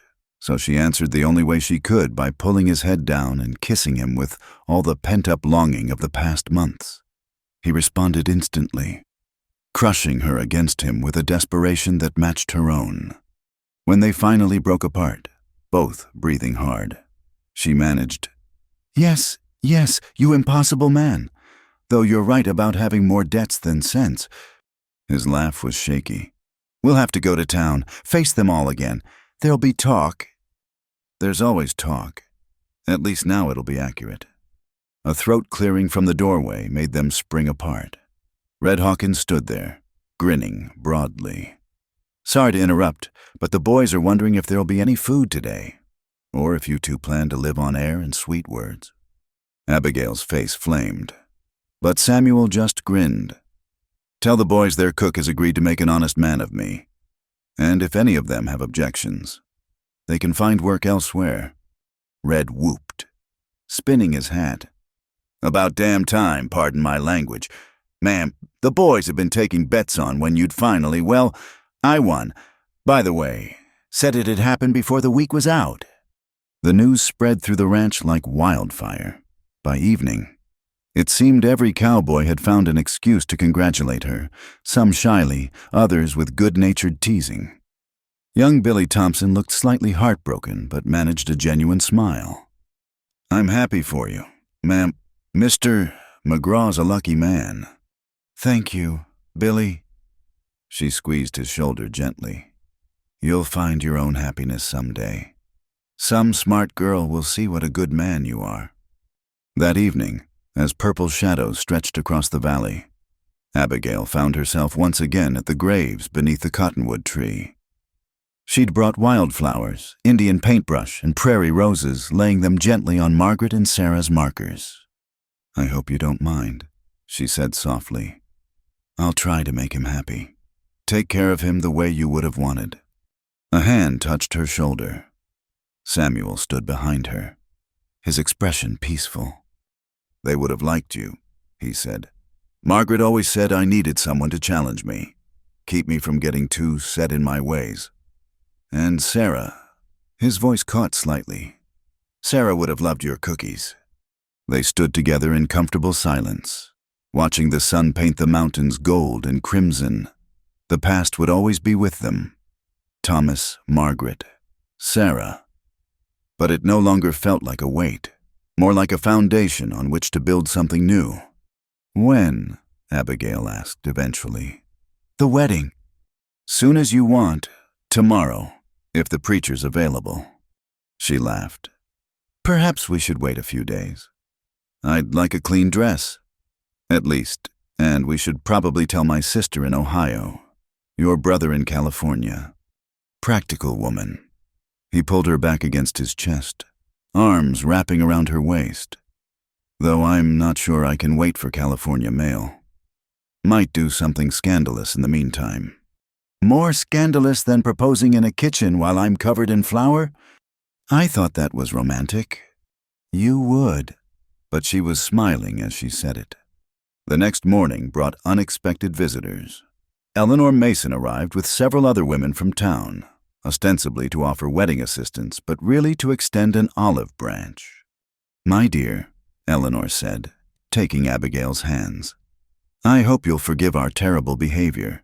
Fear makes fools of us all, and Morrison was very clever in playing on our prejudices." "There's nothing to forgive," Abigail replied, though they both knew it wasn't entirely true. "We all do what we think best at the time. Well, what we think best now is to help plan this wedding properly. Sarah Jenkins has offered her own wedding dress. You're much the same size. And I thought perhaps a small reception at my home, nothing elaborate. But the town should witness your happiness, put all ugly rumors to rest permanently." It was an offer of acceptance, of community. Abigail felt her throat tighten. "That's very kind, Mrs. Mason. I'd be honored." The week that followed was a whirlwind. Dress fittings, food planning, flowers gathered from the prairie. The ranch continued its rhythm meals cooked, chores completed but with an undercurrent of anticipation that made everything brighter. The wedding day dawned brilliantly clear. Abigail stood before the mirror in her room, hardly recognizing the woman looking back. The borrowed dress fit perfectly. Ivory silk that had yellowed slightly with age, but still carried an air of elegance. Her hair was pinned up with small white flowers woven through it, courtesy of Billy Thompson, who'd ridden out at dawn to gather them. A knock at the door interrupted her musings. "Come in." It was Josiah Winters, looking uncomfortable in his Sunday best. "Ma'am, if you're willing, I'd be honored to walk you down the aisle. Man shouldn't give himself away, and Samuel's got no family here." Tears threatened her carefully applied powder. "I'd be honored, Mr. Winters." The church was packed. It seemed the entire valley had turned out. From the ranch hands scrubbed clean and awkward in their formal clothes, to the townspeople who'd come to witness this unlikely union. Even Morrison had sent a wedding gift, a set of silver candlesticks, with a terse note wishing them well. But Abigail had eyes only for Samuel, standing at the altar in his black suit, looking as nervous as a schoolboy and as solid as the mountains behind him. When their eyes met, everything else faded away, the whispers. The past, the uncertain future. There was only this moment, this choice, this leap of faith. Reverend Carter, no relation, thankfully performed the ceremony with appropriate solemnity, though his eyes twinkled when he reached the part about, "Let no man put asunder what God has joined." The irony wasn't lost on anyone, this union that man had tried so hard to prevent. When Samuel kissed her, a cheer went up from the ranch hands that probably wasn't entirely appropriate for a church, but perfectly captured the joy of the moment. They walked back down the aisle as husband and wife, faces bright with happiness and relief. The reception at the Mason house was livelier than expected. Someone brought out a fiddle, couples began dancing, and even Mrs. Whitfield made an appearance, offering stiff congratulations that were probably sincere as she was capable of. "Never thought I'd see the day," Red Hawkins said, pumping Samuel's hand enthusiastically. "You clean up pretty good, boss." "Don't get used to it," Samuel replied, already tugging at his collar. "This monkey suit goes back in storage tomorrow." As evening fell, they made their escape in a wagon decorated with ribbons and wildflowers, the ranch hands whooping and firing guns in the air in celebration. They'd spend their wedding night at the ranch, where else? But Josiah had organized the men to bunk in town for the evening, giving them privacy. The house felt different as they entered, not empty but expectant, as if the walls themselves had been waiting for this moment. Samuel lifted her over the threshold with exaggerated ceremony, both of them laughing. "Welcome home, Mrs. McGraw," he said softly, setting her down in the kitchen where it all began. "I've been home since the day I arrived," she replied, pulling him down for another kiss. "It just took us a while to figure it out." Outside, the stars emerged one by one, witnesses to new beginnings and second chances. The ranch spread out around them, no longer a monument to loss, but a promise of the future. There would be challenges ahead, there always were in this unforgiving land, but they'd face them together. Two hearts that had found each other across grief and distance, proving that sometimes the most unexpected journeys led exactly where you needed to be. 3 weeks after the wedding, the consequences of their defiance arrived with the morning mail.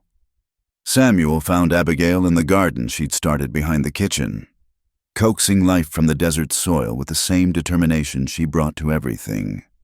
"Letter from the bank," he said quietly, his face grave.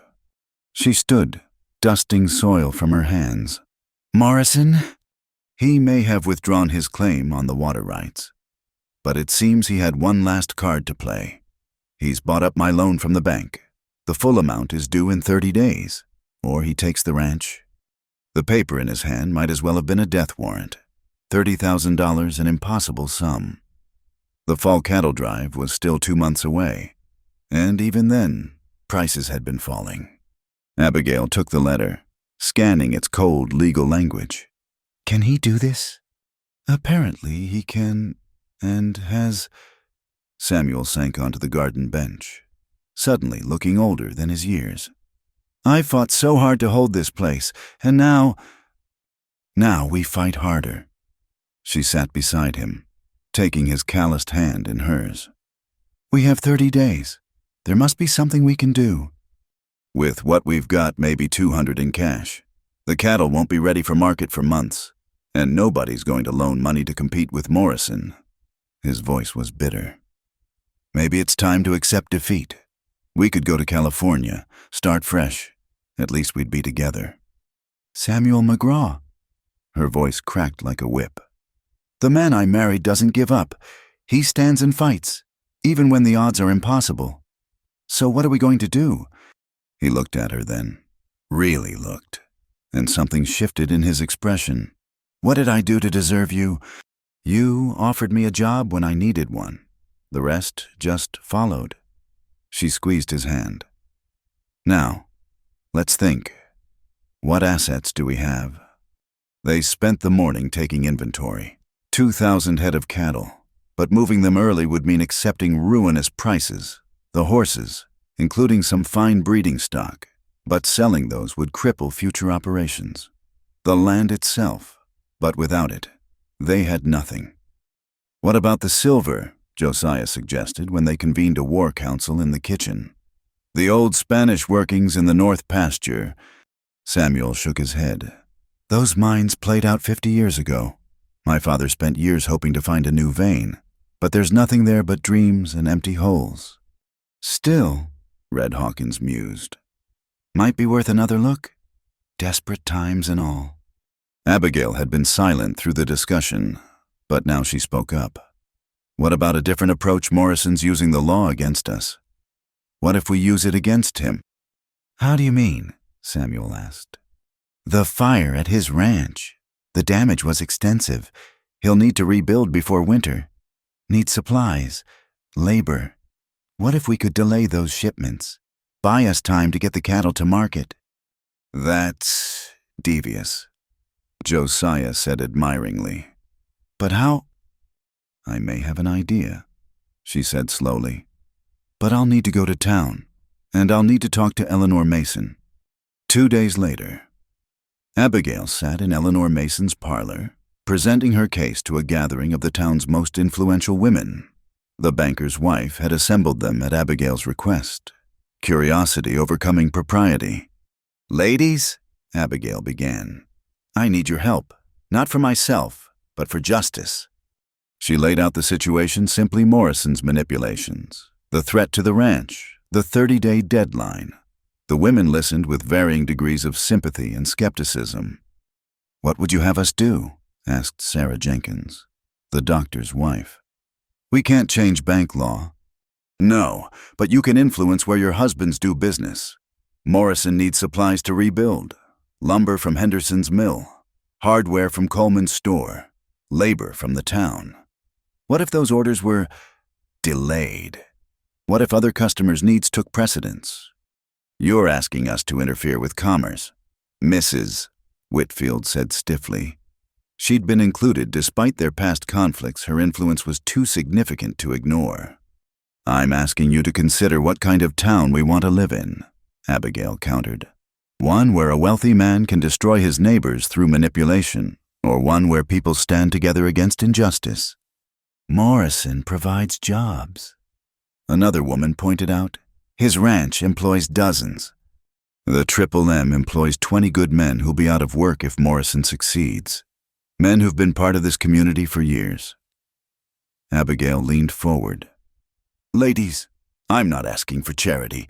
I'm asking for time. Time to get our cattle to market. Pay the debt fairly.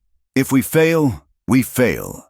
But let it be honest failure, not legal trickery." Eleanor Mason had been quiet throughout, but now she spoke. "Prudence, you've been awfully silent.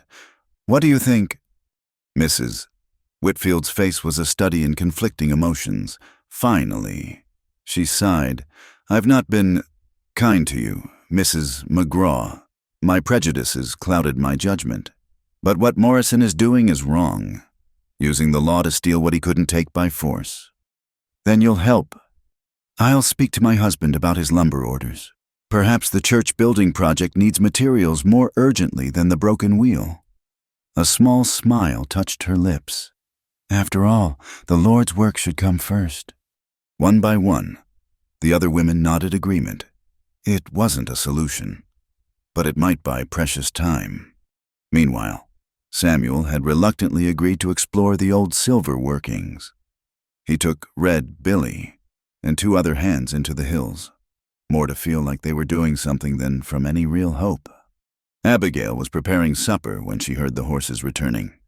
The kitchen door burst open, and Billy Thompson practically fell inside, his young face bright with excitement. Mrs. McGraw, ma'am, you won't believe." "Slow down. Billy, what's happened?" Samuel entered behind him, moving more slowly but with a light in his eyes she hadn't seen in days. In his hand was a chunk of rock that gleamed with veins of silver in the lamplight. "The old mines were played out," he said wonderingly. "But there was a cave-in years ago that blocked a side tunnel. We cleared it today, just to be thorough, and found this. It's not a fortune, but there's enough ore to make a difference. Maybe enough to pay Morrison." Abigail took the ore, feeling its weight not just physical but symbolic. Hope, solid and real in her hands. How long to extract it? Working flat out 2 weeks, maybe less. Then we'd need to get it to the assay office. Find buyers. He shook his head. "It'll be close. Damn close. Then we'd better get started." The ranch transformed into a mining operation overnight. Every hand who could be spared from essential duties went into the hills. They worked in shifts, round the clock, hauling ore by lantern light. Abigail kept them fed, sending up hot meals and coffee. Tending Injuries mining was dangerous work for men unused to it. Word spread despite their attempts at secrecy. Morrison sent riders to observe, but Josiah had posted guards. The standoff was tense, but held. In town, the women's campaign showed results. Morrison's lumber was mysteriously delayed when the mill equipment broke down. His hardware order got lost in shipping. Workers he tried to hire found other employment suddenly available. It was subtle but effective resistance. 10 days before the deadline, they had enough ore extracted. Samuel and Josiah loaded it into reinforced wagons for the journey to Pueblo, where the nearest honest assayer operated. The plan was simple: get the ore evaluated, sell it, race back with the money before Morrison could foreclose.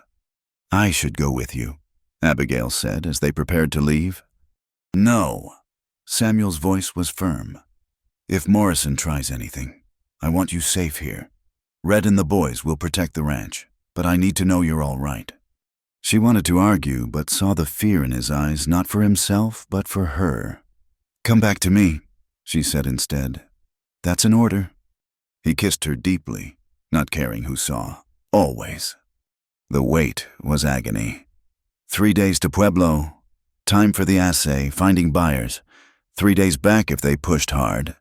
It would be desperately close. Abigail threw herself into work, preparing for their return. She had the men clean and repair everything, as if making the ranch perfect would guarantee its survival. At night, she stood on the porch, watching the horizon for dust clouds that would signal their return. Morrison came calling on day 5, flanked by hired guns. "Mrs. McGraw," he said with mock courtesy. "I thought I'd inspect my future property. You don't mind?" "This is still McGraw land for 5 more days," she replied coldly. "You're trespassing." "Technicalities. We both know your husband can't raise the money. Why prolong the inevitable? I'll make you a generous offer. Leave now, peacefully, and I'll provide enough cash to start over elsewhere. Stay and fight, and you'll leave with nothing." "We'll take our chances." His facade cracked slightly. "You stupid woman. You could have had comfort, security. I offered you position at my ranch." "You offered me dishonor," she cut him off. "And I'll take honest poverty over your kind of wealth any day." "We'll see how noble you feel when the sheriff comes to evict you." He wheeled his horse around violently. 5 days. Mrs. McGraw. Enjoy them. On the fourth day, she spotted dust on the horizon. Her heart leaped, then sank as she realized it was too small for wagons. A single rider, pushing hard. It was Tommy Rodriguez, his horse lathered with sweat. He practically fell from the saddle. "Tommy, what's wrong? Where are the others?" "Ambush," he gasped. "Morrison's men. They hit us outside Pueblo. We fought them off, but Mr. McGraw took a bullet. He's alive," he added quickly, seeing her face. "But hurt bad. They're bringing him slow. I rode ahead to warn you." The world tilted. Abigail gripped the porch rail to stay upright. "The money?" "Got it. Every dollar, mister. Winters is guarding it like his life depends on it. But ma'am, they're still a day out. Maybe more with Mr. McGraw hurt. The deadline." "I know." Her mind raced. One day to save everything. "Tommy, get fresh horses ready. We're going to meet them." "Ma'am, Morrison's men might—" "Let them try." Steel entered her voice. "Red Billy, mount up. We're bringing our people home." She changed into riding clothes, strapped on the colt that Samuel had taught her to use. As they prepared to ride out, more men appeared, cowboys from neighboring ranches, townspeople who'd heard the news. "Figured you might need help," one said simply. By the time they rode out, they were 30 strong. Whatever Morrison planned, he'd face more than one desperate woman. They met Samuel's party at sunset, 20 miles from home. Abigail's heart clenched seeing him propped in the wagon bed, pale but conscious. The bullet had taken him in the shoulder, bandaged but still seeping blood. "You shouldn't have come," he said weakly as she climbed in beside him. "Hush." She examined the wound with gentle fingers. "Save your strength for staying alive. Josiah, report." "We got 42,000 for the ore," the foreman said. "More than enough. But riding hard might kill him." "Then we go steady," she decided. "We have until noon tomorrow. We'll make it." They formed a protective convoy around the wagon, riders scanning for threats. The night journey was tense, every shadow potentially hiding Morrison's men. But whether due to their numbers or divine providence, no attack came. As dawn broke, they saw the ranch buildings ahead, but between them and home, Morrison waited with a dozen armed men. "Far enough," he called. "The deadline is noon. You're still on the road. By law, I can take possession now." "The deadline is when the bank opens." Abigail called back. 9 o'clock, and we're on McGraw land now, our own road. Stand aside." "Make me—" The two groups faced each other, tension crackling like lightning. Then Samuel struggled upright in the wagon, supported by Abigail. "Morrison," he called, voice carrying despite his weakness. "You want a fight? I'll give you one. You and me. Winner takes all." "Samuel, no," Abigail protested. "You can barely stand." "You're shot," Morrison observed. "Hardly sporting." "Since when do you care about sporting, unless you're afraid to face a wounded man?" Morrison's pride won. He dismounted, handing his gun belt to one of his men. "When I win, you leave. No appeals, no delays." "Agreed. And when I win, this ends. No more harassment, no more schemes. You leave us in peace." They faced each other in the morning light. Samuel swayed but stayed upright through sheer will. Morrison smiled, confident.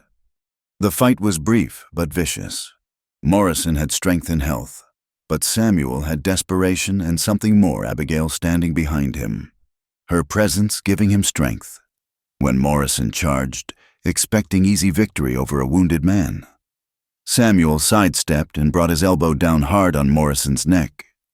The land baron dropped like a felled tree. "Anyone else?" Samuel asked the stunned group. No one moved. "Then get off my land."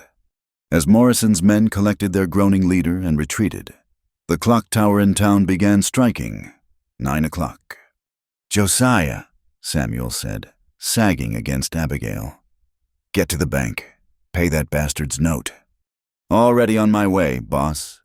As the foreman rode off with the money, Samuel finally allowed his knees to buckle. Abigail caught him, easing him to the ground. "You magnificent fool," she said, tears streaming. "You could have died." "But I didn't," he managed a weak smile. "And the ranch is ours, really ours now." "Ours," she repeated, the word a promise and a prayer. They got him to the house, where Doc Hawthorne, summoned by a fast rider, properly tended the wound. As the doctor worked, Josiah returned, waving the canceled note like a battle flag. "Paid in full," he announced. The bank manager seemed relieved. I don't think he liked Morrison's tactics any more than we did. As the sun reached its zenith, marking the deadline that no longer mattered, Abigail stood once more on the porch. The ranch spread before her, the land Samuel's family had carved from wilderness, that he'd fought to keep, that they'd nearly lost and won back through courage, cleverness, and community.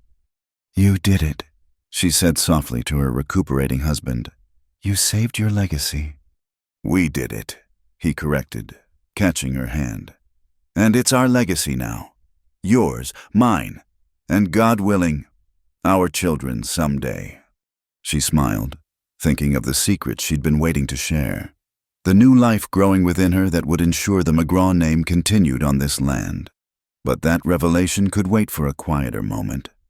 For now, it was enough to stand together on the porch of their home, watching the sun climb over mountains that had seen so much struggle and would witness so much more joy.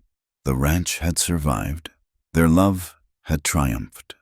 And tomorrow, like all their tomorrows now, was theirs to shape. 6 months had passed since the showdown with Morrison, and the Triple M Ranch had entered a season of peace it hadn't known in years. The silver mine, while not inexhaustible, had provided enough capital to improve operations and hire additional hands. The fall cattle drive had been successful beyond their hopes, with beef prices rising due to increased demand from the growing eastern cities. On this particular morning, Abigail stood at the kitchen window watching the sunrise paint the mountains gold. Her hand rested unconsciously on her growing belly, where new life stirred a secret she'd shared with Samuel just after the crisis, news that had brought tears of joy to his weathered face. "You're up early." Samuel's voice came from behind her, followed by his arms encircling her waist, hands joining hers over their unborn child. "Your son or daughter is an early riser," she replied, leaning back against his solid warmth. "Takes after their father. Could take after their mother, who I recall was up before dawn even before carrying our child." She smiled at the wonder that still colored his voice when he spoke of the baby. The doctor had confirmed her health was excellent, the pregnancy progressing normally, a blessing they didn't take for granted given the hardships of frontier life. A knock at the kitchen door interrupted their quiet moment. Billy Thompson stood on the porch, hat in hand, an unusual nervousness in his bearing. "Sorry to bother you so early. Mr. McGraw, Mrs. McGraw. But there's someone here to see you. Says it's important." They exchanged puzzled glances. Visitors at dawn were rarely bearers of good news. Samuel's hand moved instinctively to where his gun belt would hang, though he hadn't worn it regularly in months. "Who is it, Billy?" "That's just it, sir. It's Mr. Morrison, and he's alone." The name cast a chill through the warm kitchen. They hadn't seen or heard from Clayton Morrison since that day on the road. By all accounts, he'd kept to his ranch, rebuilding and nursing his wounded pride. "I'll see what he wants," Samuel said, but Abigail caught his arm. "We'll see what he wants. Together. Remember." They found Morrison waiting by the corral, indeed alone, as Billy had said. The months had changed him. He looked older, less polished, his fancy clothes replaced by practical ranch wear. Most surprising was the absence of his usual sneer. "McGraw, Mrs. McGraw." He touched his hat brim respectfully. "I appreciate you seeing me." "State your business." "Morrison," Samuel said coldly. The other man seemed to struggle with words. A new experience for him. Finally, he spoke. "I've come to apologize and to ask for help." The words hung in the morning air like something foreign and impossible. Abigail felt Samuel tense beside her. "Explain," was all her husband said. Morrison removed his hat, turning it in his hands. "The fire, the rebuilding, the failed scheme against you, it's bankrupted me. Not just financially, but—" He paused, searching for words. "I've lost everything. My men have left for better wages. The bank's calling in my loans. In 2 weeks, I'll lose the broken wheel." "And you expect sympathy?" Samuel's voice was hard. "After everything you did?" "No." Morrison met his eyes directly. "I expect nothing. I deserve nothing. But I have 40 head of good breeding stock that need homes. I can't care for them properly anymore. I hoped, you might buy them. Fair price. It would give me enough to start over somewhere else. Somewhere I haven't burned every bridge." Abigail studied the man who'd caused them so much grief. She saw defeat in his posture, but something else too, perhaps the beginning of wisdom that sometimes comes with failure. "Why should we help you?" she asked quietly. Morrison turned to her, and she was surprised to see genuine regret in his pale eyes. "You shouldn't, but you helped save what you could of my ranch during the fire, even when I was trying to destroy yours. You showed grace when I showed none. I thought, maybe—" He trailed off, then straightened. "I was wrong to ask. Forget I came." He turned to leave, but Abigail's voice stopped him. "Mr. Morrison, wait." She felt Samuel's questioning gaze, but kept her eyes on their former enemy. 40 head. You said breeding stock." "Yes, ma'am. Good bloodlines. Papers to prove it." "Samuel, we've been talking about improving our herd genetics." She said carefully, "This could be an opportunity." Her husband was silent for a long moment, wrestling with years of justified anger. Finally, he sighed. "Josiah can look at them this afternoon. If they're as good as you say, we'll pay fair market value. Not a penny more, not a penny less." Morrison's relief was palpable. "Thank you. That's fair, more than fair. One condition," Samuel added. "You leave this valley and don't come back. Whatever fresh start you're seeking, find it far from here. Already planned on it. California, maybe, or Oregon. Somewhere the Morrison name doesn't mean failure and spite." As he mounted his horse, Morrison paused. "McGraw, take care of her. She's worth more than all our ranches combined. I think I knew that from the start. It's why I—" He shook his head. "Doesn't matter now. Good luck to you both. And congratulations on the coming child. Billy mentioned it in town." After he rode away, Samuel and Abigail stood in silence, processing the strange encounter.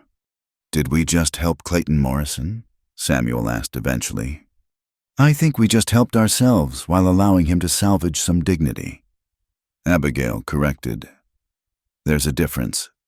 You're a better person than I am, Mrs. McGraw." "No, just someone who knows what it's like to lose everything and need a second chance." She took his arm. "Come, breakfast won't cook itself, and your child is demanding bacon." Life settled into new rhythms. The breeding stock from Morrison's ranch proved excellent, improving their herd's quality significantly. The silver mine continued to produce modestly, providing a financial cushion they'd never enjoyed before. Most importantly, the ranch operated without the constant threat of conflict. As Abigail's pregnancy progressed, the entire ranch seemed to participate in preparing for the new arrival. The cowboys competed to build the finest cradle, each adding special touches: carved animals, smooth sanded edges, even a mobile of tiny horseshoes that would chime gently in the breeze. Red Hawkins surprised everyone by revealing a talent for whittling, producing a parade of wooden toys. "Had younger brothers once," he explained gruffly. "Long time ago. Even the taciturn Josiah Winters was caught knitting badly, attempting to create what might charitably be called a blanket. "It's the thought that counts," Abigail assured him, trying not to laugh at the lumpy, misshapen result. The women from town visited regularly now, bringing advice, baby clothes, and gossip in equal measure. Mrs. Whitfield, transformed from chief antagonist to unlikely ally, proved surprisingly knowledgeable about childbirth and infant care. "5 children of my own," she explained during one visit, "and help deliver a dozen more. When your time comes, you send for me, day or night. I'll be here." Eleanor Mason organized a quilting bee, bringing together women from across the valley to create a beautiful coverlet decorated with scenes of ranch life. Each square told a story: cattle drives, mountain vistas, the ranch house itself lovingly depicted in fabric and thread. "So you can tell your little one about their heritage," Eleanor explained, presenting the finished quilt. One evening, as autumn painted the aspens gold, Samuel found Abigail sitting by the graves under the cottonwood tree. She often came here now, speaking quietly to Margaret and Sarah about the coming child, seeking their blessing in her own way. "Do you think they'd be happy?" she asked as he settled beside her. "About the baby? I know they would." He pulled her close. Margaret always wanted the house full of children. She'd be planning the nursery, driving me crazy with color choices and furniture arrangements. And Sarah would be beside herself with excitement about being a big sister. His voice caught slightly. "She would have loved you, Abigail, your strength, your kindness, the way you've brought this place back to life." They sat in comfortable silence, watching the stars emerge one by one. The past was always with them, but it no longer cast shadows. Instead, it provided foundation, teaching them to cherish what they had, to fight for what mattered, to choose love over fear. "I've been thinking," Abigail said eventually, "about names." "Oh, if it's a girl, Sarah Margaret McGraw. If you'd like." Samuel's arms tightened around her. "And if it's a boy, Thomas Josiah, after the 2 men who helped shape who we are."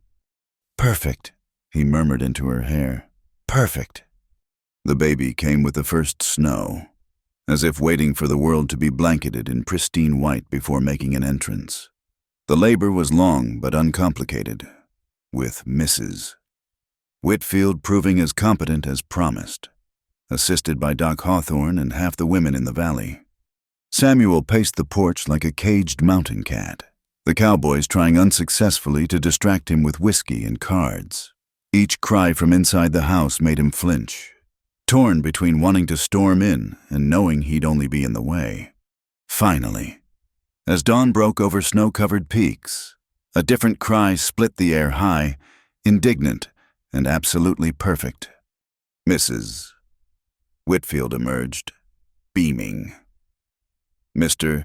McGraw, you have a daughter, healthy and loud as her mother is strong and beautiful." He nearly knocked the door off its hinges in his haste. Abigail lay propped against pillows, exhausted but radiant, holding a wrapped bundle that seemed impossibly small. "Samuel," she whispered, "meet Sarah Margaret McGraw." The baby was perfect, tiny fists waving, rosebud mouth pursing in displeasure at the bright world.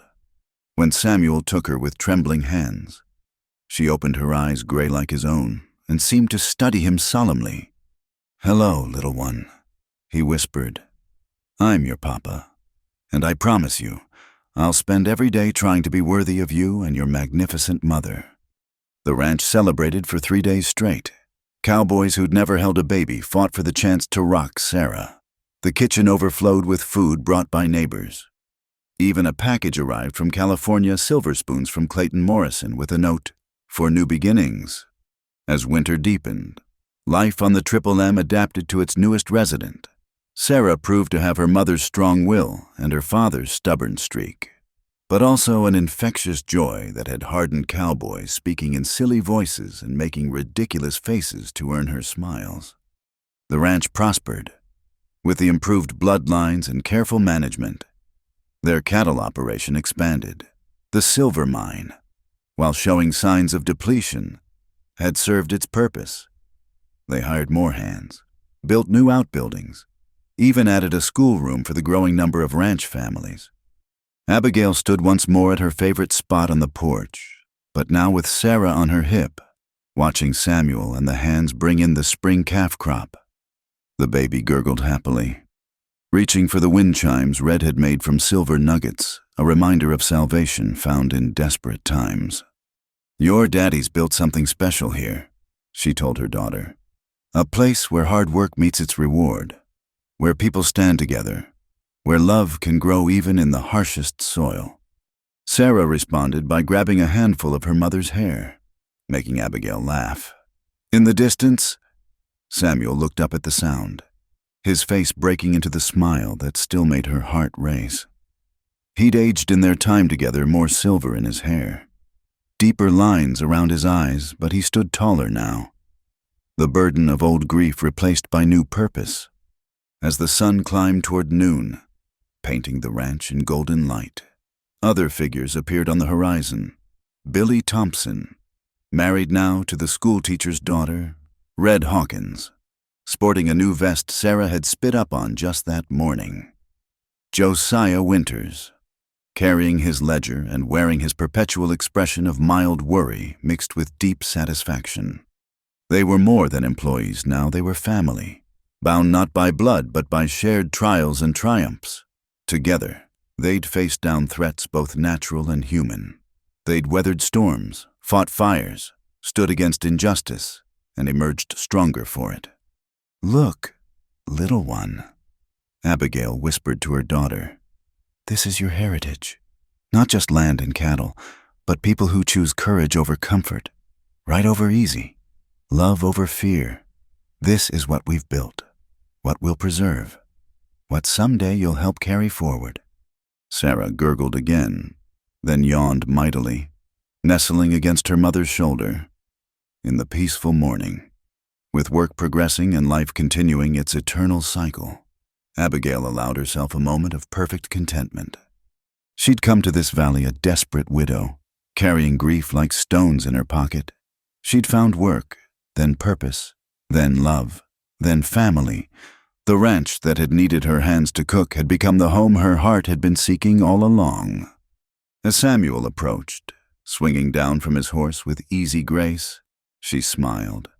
He bounded up the porch steps, stealing a kiss before gently touching Sarah's sleeping head. "All well?" he asked, the question carrying layers about her, the baby, the life they'd built. "Perfect," she replied, meaning it completely. Together, they stood watching their domain, the ranch spread before them like a promise kept, the mountains standing eternal guard, the sky stretching endless and blue toward tomorrow. Whatever challenges came, they'd meet them as they always had together, with courage, with hope, and with the unshakable faith that love, tested and proven true, could conquer anything the wild western frontier might demand. In the kitchen behind them, bread rose in pans, stew simmered on the stove, and coffee, always coffee, waited ready for the hungry crew that would soon fill the house with laughter and life. The ranch still needed her hands to cook, but it had claimed so much more: her heart, her future, her forever. And she wouldn't have it any other way. Thank you so much for listening to this Wild West love story.